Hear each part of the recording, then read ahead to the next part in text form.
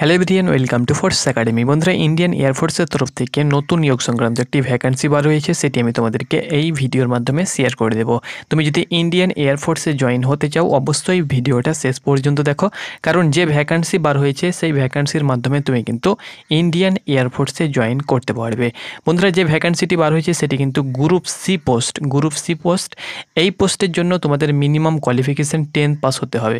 অর্থাৎ তুমি যদি মাধ্যমিক পাস হয়ে থাকো তাহলে কিন্তু ভিডিওটা দেখার চেষ্টা করো। ওকে, পুরো সিলেকশন প্রসেস আমি তোমাদেরকে বলে দেবো, A to Z আপডেট তোমাদেরকে দিয়ে দেবো, কিভাবে তুমি অ্যাপ্লিকেশন করবে, সিলেকশন প্রসেসটা কি রয়েছে, হাইট কত চাওয়া হয়েছে, তোমাদের রানিং কত কিলোমিটার করতে হবে, এভরিথিং আপডেট তোমাদেরকে দিয়ে দেবো।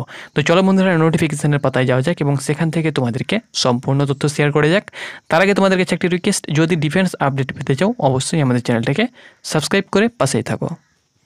তো বন্ধুরা, তোমরা অন স্ক্রিন দেখতে পাচ্ছ, এটি হলো অফিসিয়াল ফুল নোটিফিকেশানটি আমি টেলিগ্রামে দিয়ে দেব। তো এখানে তোমরা দেখতে পাচ্ছ, ভারতীয় বায়ুসেনা Indian air force direct recruitment of group C civilian post in IAF অর্থাৎ ইন্ডিয়ান এয়ারফোর্স অ্যাডভার্টাইজমেন্ট নাম্বার তোমরা দেখতে পাচ্ছ। অর্থাৎ এটি কিন্তু তোমাদের group C post. Okay, group C civilian vacancy. Okay, সকলেই কিন্তু আবেদন করতে পারবে। এখানে দেখো, তোমাদের এই যে ভ্যাকান্সিটা বার হয়েছে, এই ভ্যাকান্সিটা কিন্তু তোমাদের অফলাইনের মাধ্যমে অ্যাপ্লিকেশান করতে হবে। ওকে, অফলাইনের মাধ্যমে কিভাবে অ্যাপ্লিকেশান করবে সেটি আমি তোমাদেরকে বলে দিচ্ছি। দেখো, এখানে যে সমস্ত পোস্ট তোমাদের রয়েছে, এই যে জায়গাটায় রয়েছে, এইখানে যে সমস্ত পোস্ট রয়েছে, এই সব পোস্টে তুমি যদি অ্যাপ্লিকেশান করতে চাও তাহলে তোমাদেরকে যে পোস্টাল অ্যাড্রেস তোমাদের দেওয়া হয়েছে, এই পোস্টাল অ্যাড্রেসে তোমাদেরকে অ্যাপ্লিকেশানটা সেন্ড করতে হবে। ওকে, নেক্সট নিচে যেটা তোমরা দেখতে পাচ্ছ, এই ভ্যাকান্সিটাতে তুমি যদি আবেদন করো, এই পোস্টে তোমাকে পাঠাতে হবে।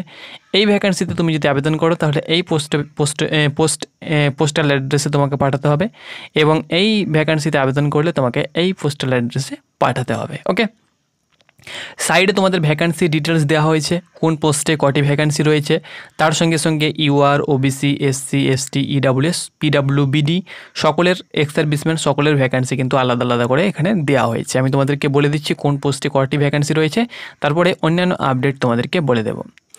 তো দেখো, লোয়ার ডিভিশন অর্থাৎ LDCর ফুল ফর্ম হলো লোয়ার ডিভিশন ক্লার্ক।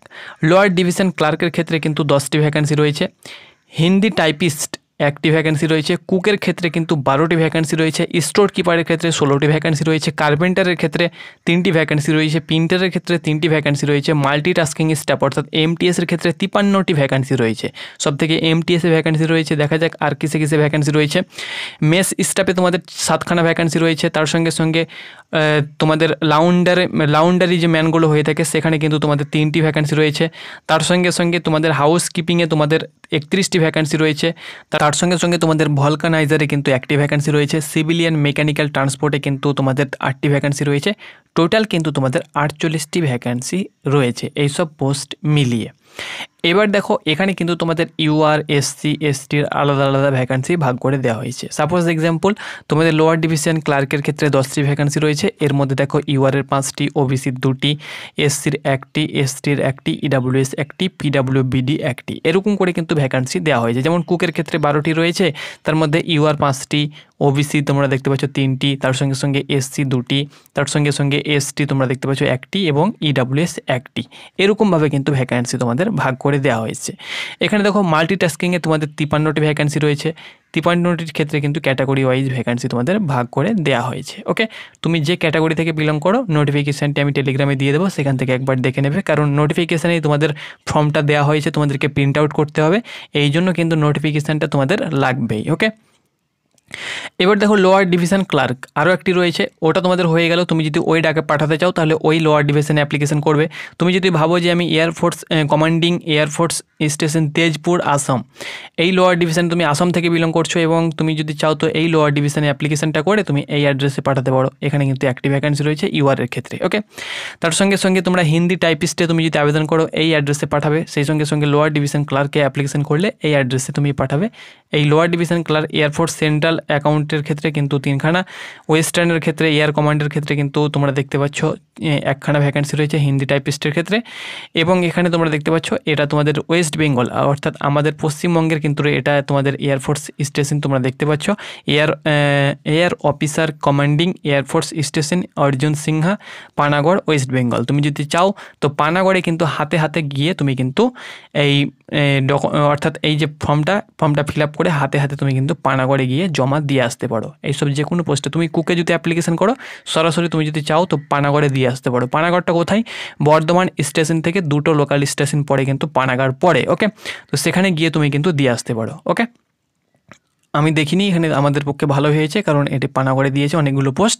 তো তুমি যদি এমটিএস অ্যাপ্লিকেশন করো কারণ এমটিএসে 53খানা ভ্যাকেন্সি রয়েছে, তাহলে কি হবে তুমি ডিরেক্ট তুমি ডকুমেন্টসগুলো নিয়ে যাবে, ফর্মটা ফিল আপ করবে, ডিরেক্ট তুমি পোস্ট অফিসে দেওয়ার দরকার নেই, এই অফিসে তুমি কিন্তু দিয়ে আসতে পারো, সব থেকে ভালো হবে। আর তুমি যদি ভাবো যে পোস্ট অফিসের মাধ্যমে দিব তো পোস্ট অফিসের মাধ্যমে তুমি কিন্তু দিয়ে আসতে পারো। ওকে, যারা অন্যান্য জায়গা থেকে বিলং করছো, দূর যাদের রাস্তা, তারা যদি ভাবো যে আমি গিয়ে দিয়ে আসতে পারবো না, তাহলে কিন্তু পোস্ট অফিসের মাধ্যমে তুমি কিন্তু পাঠাতে পারো। এবার দেখো এখানে তোমাদের SC ST EWS সকলে অ্যাপ্লিকেশন করতে পারছো। এজ দেখো তোমাদের বয়সটা হতে হবে 18 থেকে 25 বছর জেনারেলের জন্য, এবং তুমি যদি SC ST হয়ে থাকো তাহলে 5 বছর ছাড় পেয়ে যাচ্ছ, অর্থাৎ 18 থেকে 30 বছর বয়স হয়ে থাকলে SC ST আবেদন করতে পারবে। OBC হয়ে থাকলে 18 থেকে 28, এবং জেনারেল প্রার্থী যারা রয়েছে জেনারেল EWS তোমরা কিন্তু 18 থেকে 25 বছরের মধ্যে বয়স হয়ে থাকলে অনায়াসে আবেদন তুমি কিন্তু করতে পারছো। তাছাড়াও এক্স সার্ভিসম্যান যারা রয়েছে, ex serviceman SC ST ex serviceman যারা জেনারেল, তাদের ক্ষেত্রে 40 বছর পর্যন্ত কিন্তু এখানে ছাড় রয়েছে। এবার দেখো পোস্ট ভিত্তিক কিন্তু তোমাদের এডুকেশন কোয়ালিফিকেশানগুলো এখানে মেনশন করে দেওয়া হয়েছে। যেমন লোয়ার ডিভিশন ক্লার্কের ক্ষেত্রে দেখো উচ্চ মাধ্যমিক পাস হতে হবে, এবং 30 টাইপিং কিন্তু মিনিটে তোমাদেরকে করতে হবে, হিন্দি টাইপিং 35টি, এবং ইংলিশ টাইপিং কিন্তু তোমাদেরকে 35টি করতে হবে।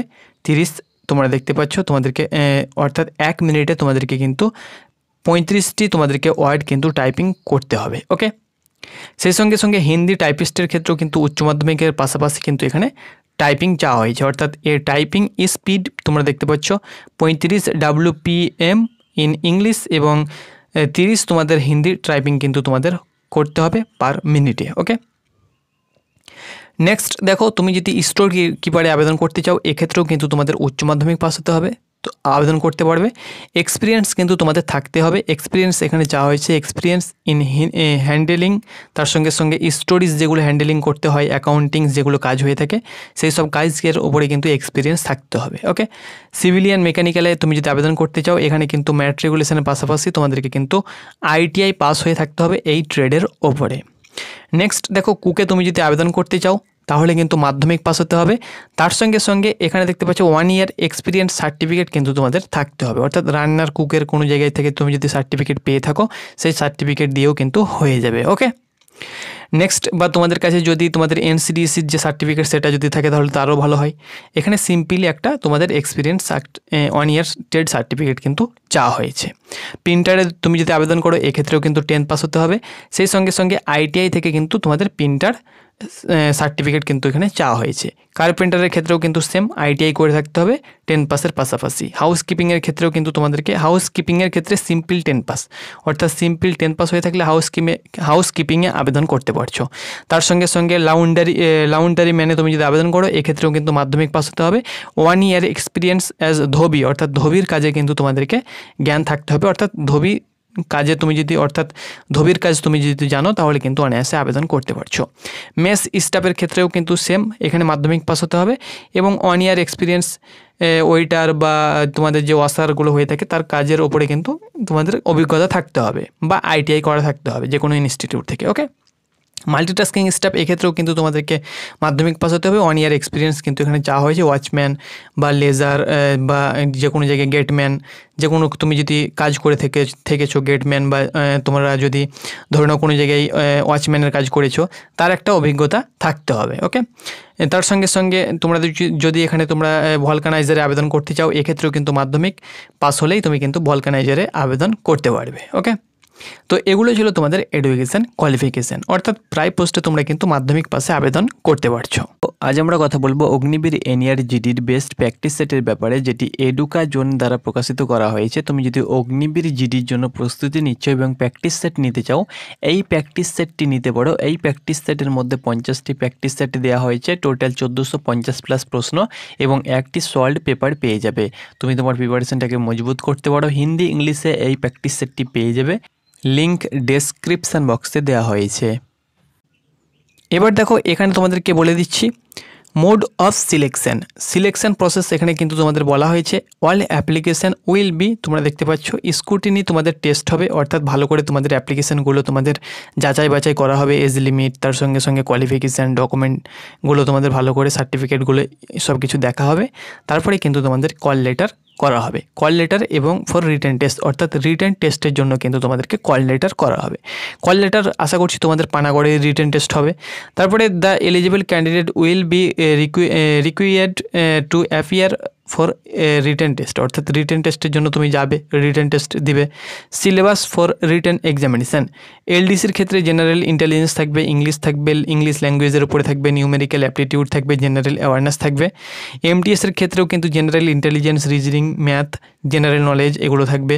ফর অল আদার ট্রেডের ক্ষেত্রে কিন্তু তোমরা দেখতে পাচ্ছ বাকি যে ট্রেডগুলো রয়েছে, জেনারেল ইন্টেলিজেন্স অ্যান্ড রিজনিং থাকবে, তার সঙ্গে সঙ্গে নিউমেরিক্যাল অ্যাপটিটিউড থাকবে, জেনারেল ইংলিশ থাকবে, ইংলিশ থাকবে, তোমাদের জেনারেল অ্যাওয়ারনেস থাকবে এবং ট্রেড পোস্ট রিলেটেড কিছু কোয়েশ্চেন তোমাদের থাকবে। অর্থাৎ কুকে তুমি যদি আবেদন করো তাহলে কুক রিলেটেড কিছু প্রশ্ন তোমাদের থাকবে। হিন্দি এবং ইংলিশে তোমাদের পরীক্ষা কিন্তু এখানে হবে। ওকে, এখানে রিটেন টেস্ট তোমরা দেখতে পাচ্ছ 100% কিন্তু এখানে দেখতে পাচ্ছ, এবং অর্থাৎ তোমাদের রিটেন টেস্ট পাস করতে হবে সকলকে 100%। ওকে, আর স্কিল বা প্র্যাকটিক্যাল বা ফিজিক্যাল টেস্ট তোমাদেরকে জাস্ট কোয়ালিফাইং অনলি, অর্থাৎ যেটা তোমাদের দেবে সেটা কিন্তু তোমাদেরকে কোয়ালিফাই করতে হবে। তারপরে শর্ট লিস্টেড হবে। দ্য লাস্ট ডেট ফর, তোমরা দেখতে পাচ্ছ রিসিপ্ট যে অ্যাপ্লিকেশান সেটা কিন্তু 30 দিন, অর্থাৎ তোমাদের এই যে অ্যাডভার্টাইজমেন্টটা এখানে কিন্তু সাব বলে দেওয়া হয়েছে, পাবলিকেশন অফ দিস অ্যাডভার্টাইজমেন্ট, অর্থাৎ অ্যাডভার্টাইজমেন্ট পাবলিশ হবার 30 দিনের মধ্যে তোমাদেরকে কিন্তু অ্যাপ্লিকেশান জমা দিতে হবে। অর্থাৎ এখানে তোমরা দেখতে পাচ্ছ 17 থেকে 23 মে অ্যাডভার্টাইজমেন্টটা পাবলিশ হয়েছে, তাহলে 30 দিন তোমরা কিন্তু এখনও সময় পাচ্ছ এখান থেকে, অর্থাৎ 15 তারিখ কিন্তু লাস্ট ডেট। 15 তারিখের মধ্যে তোমরা কিন্তু এগুলো কিন্তু ডকুমেন্ট তোমরা অ্যাপ্লিকেশানটা কমপ্লিট করবে। ওকে, এবার দেখো এখানে কিন্তু সব বলে দিচ্ছি তোমাদেরকে কী কী করবে না করবে, আরও যে আপডেটগুলো তোমাদের দেওয়া হয়েছে এখানে কিন্তু সব বলে দেওয়া হয়েছে। রোজগার যে তোমাদের সমাচার রয়েছে বা এমপ্লয়মেন্ট যেসব নিউজগুলো হয়ে থাকে, নিউজ এমপ্লয়মেন্ট যে পত্রিকা, সেখানে কিন্তু এই নোটিফিকেশানটি পেয়ে যাবে, এটা তোমাদের এখানে বলা হয়েছে।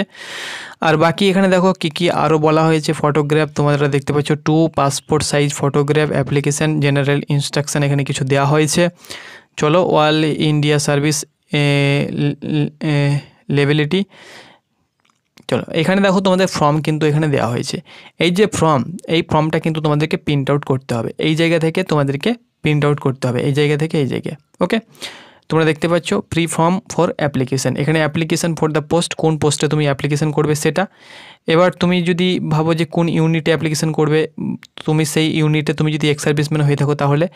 তারপরে পোস্ট তোমরা দেখতে পাচ্ছ অ্যাপ্লাইড ফর, তোমার কোন পোস্টে অ্যাপ্লাই করবে, নেম। ওকে, তুমি যদি এক্স সার্ভিসম্যান না হয়ে থাকো তাহলে এখানে কিছু দেওয়ার দরকার নেই। Paste of self attested photograph, এখানে সেলফ অ্যাটেস্টেড করে একটা ফটোগ্রাফ তুমি এখানে দিয়ে দেবে। এখানে ফর্মটা ভালো করে তুমি কিন্তু ফিল আপ করবে। ফর্মটা ভালো করে ফিল আপ হয়ে গেলে এর নিচের দিক কিন্তু তোমাদেরকে ইউজ করতে হবে না, এগুলো কিন্তু অফিস রেকর্ড তোমাদেরকে ইউজ করবে বা তোমাদেরকে আবারও কিন্তু পাঠাবে। ওকে, এখানে তোমরা দেখতে পাচ্ছ অ্যাকনোলেজমেন্ট তোমাদের কার্ড রয়েছে, এগুলো তোমাদেরকে পাঠিয়ে দেবে আবারও ওরা। ওকে, এখানে তোমাদেরকে পাসপোর্ট ফটো এখানে কিন্তু এখানে 1 কপি এবং ওপরে 1 কপি কিন্তু তোমাদেরকে দিতে হবে। নিচের দিক কোনো কাজ করার কোনো দরকার নেই। এখানে photograph of candidate clearly showing face with, তোমরা দেখতে পাচ্ছ active portion of the body, অর্থাৎ এখানেও কিন্তু 1 কপি ফটো তোমাদেরকে দিতে হবে। আর এখানে 1 কপি দিয়ে এখানে দেওয়ার দরকার নেই। ওকে, ওপরে 1 কপি এবং তার ওপরে 1 কপি দিয়ে দেবে, 2 কপি ফটো কিন্তু এখানে চাওয়া হয়েছে। আর ভালো করে তুমি ফর্মটা ফিল আপ করবে। এবার এর সঙ্গে কিন্তু তোমরা যেসব ডকুমেন্টসগুলো দেবে সেই সব ডকুমেন্টস আমি তোমাদেরকে বলে দিচ্ছি। সেই সব ডকুমেন্টসগুলো তুমি কিন্তু দেবে। এখানে তোমাদেরকে নিচে এগুলো কিন্তু অফিস ইউজ করবে, এগুলো তোমাদেরকে ইউজ করার দরকার নেই, তোমরা সঙ্গে খালি দিয়ে দেবে এই পর্যন্ত। কিন্তু এখানে তোমাদেরকে বলে দেওয়া হয়েছে নিচের দিক এই পর্যন্ত কিন্তু তুমি ফিল আপ করবে, নিচের দিক কিন্তু তোমাদের ফিল আপ করার দরকার নেই। এখানে রিসিভ অন, তার সঙ্গে সঙ্গে তোমার ফর্মটি অ্যাকসেপ্ট হয়েছে বা রিজেক্ট হয়েছে, এগুলো তারা কিন্তু এখানে দেখতে পাচ্ছ ফর অফিসিয়াল রেকর্ড অনলি, এখানে তারা কিন্তু ফিল আপ করবে। এই পর্যন্ত তুমি ফিল আপ করে ডেট দিয়ে তোমার সিগনেচার দিয়ে এখানে কী কী ডকুমেন্টস তোমাদেরকে পাঠাতে হবে এখানে কিন্তু বলে দেওয়া হয়েছে। দেখো এখানে অ্যাটাচ সেলফ অ্যাটেস্টেড কপি, তোমাদেরকে ফটো অ্যাটাচ করতে হবে। এখানে ডোমিসিয়াল কোথা থেকে, তুমি ডোমিসিয়াল কোন ওয়েস্ট বেঙ্গল থেকে, তো ওয়েস্ট বেঙ্গল এখানে লিখে দেবে। তার সঙ্গে সঙ্গে এখানে তোমরা দেখতে পাচ্ছ with the registered with any employment exchange yes বা নয়, তুমি কোনো জায়গায় চাকরি করছোই করো না, এগুলো তুমি দিয়ে দেবে, এটা ফিল আপ করে দেবে।